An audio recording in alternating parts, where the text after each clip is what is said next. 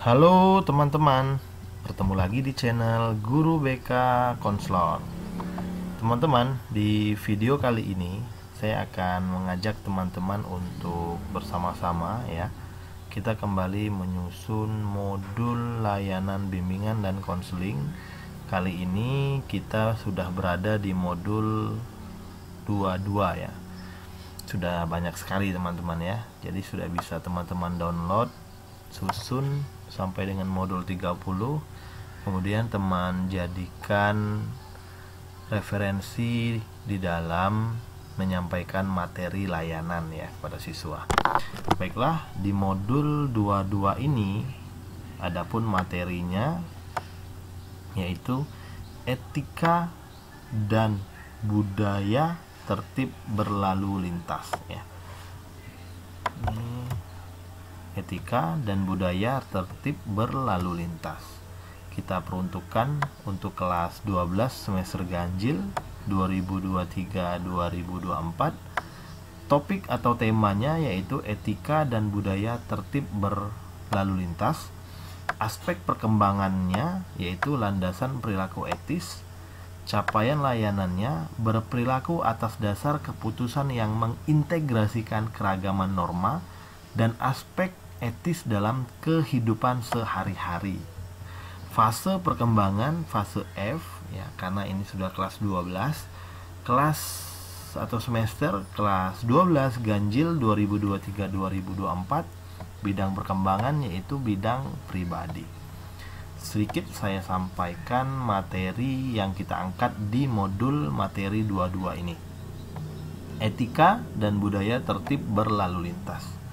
Pengertian lalu lintas menurut Jajusman 7650 bahwa secara harfiah lalu lintas diartikan sebagai gerak bolak-balik manusia atau barang dari satu tempat ke tempat lainnya dengan menggunakan sarana jalan umum. Sedangkan menurut Purwadarminta dalam Kamus Umum Bahasa Indonesia menyatakan bahwa lalu lintas adalah berjalan bolak-balik, hilir mudik, dan perihal perjalanan di jalan dan sebagainya, serta berhubungan antara sebuah tempat dengan tempat lainnya. Jadi ini sekilas mengenai apa itu berlalu lintas ya. Kita menyampaikan ini kepada siswa kelas 12, mengingat siswa-siswi kita untuk usia SMA cenderung sudah menggunakan kendaraan sendiri. Ada yang menggunakan motor maupun mobil. Kemudian di sini ada lagi penjelasan mengenai tertib berlalu lintas ya. Kemudian ada lagi cara aman berkendara. Kemudian ada manfaat budaya tertib lalu lintas di jalan. Jadi tertib berlalu lintas itu ya dengan tujuan agar menjadi sebuah budaya bagi individu siswa kita sendiri agar dia berhati-hati dalam berkendara seperti itu. Oke, ini sekilas tentang uraian materi ya. Di sini saya tampilkan materi yang kutipan ya, sumber dari materi yang saya ambil di atas.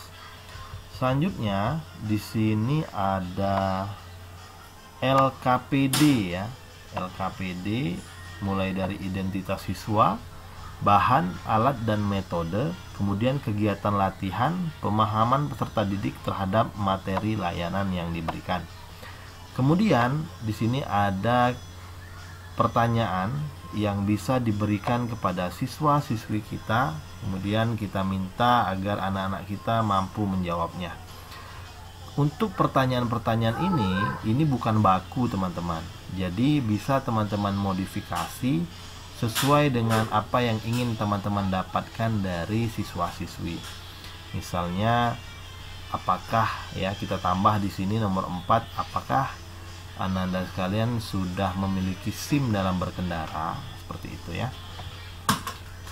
Nah, kemudian ini ada angket evaluasi hasil layanan klasikal ya, ada identitas, kemudian ada 6 butir pernyataan yang bisa dijawab oleh peserta didik kita. Tentunya ketika mereka menjawab, di situ ada butir-butir skor ya, butir-butir ada skor yang bisa kita nilai, yang bisa kita rangkum teman-teman.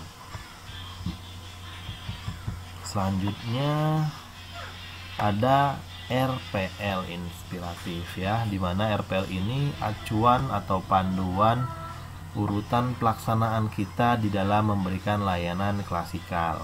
Di sini ada tahap awal ya, langkah-langkah guru BK. Di sini saya buat 6 tahapan.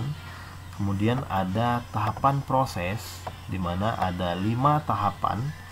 Kemudian tahap penutup ya, tahap penutup ada 4 di sini, ada 4. Nah, setelah kita melaksanakan urutan-urutan yang saya sampaikan tadi, ada penilaian, di mana penilaian itu terdiri dari penilaian proses dan penilaian hasil. Oke, ini ditandatangani. Nah, tentu dengan harapan teman-teman ya, RPL yang saya buat ini menjadi acuan ataupun tambahan referensi yang pasti bagi teman-teman yang saat ini sedang bingung menyusun bagaimana bentuk RPL kurikulum merdeka. Sebenarnya semuanya sudah diberikan contoh pada MIL BK. Namun teman-teman, yang perlu kita ketahui bahwasanya ada hal-hal yang bukan prinsip yang harus dimasukkan di dalam sebuah RPL. Jadi masih sifatnya pengembangan ya, bisa kita kembangkan. Namun ada beberapa hal yang harus tetap masuk, komponen-komponen penting yang harus tetap masuk, seperti aspek perkembangan, capaian layanan, kemudian fase perkembangan. Itu adalah komponen yang tidak boleh ditinggalkan di dalam menyusun RPL.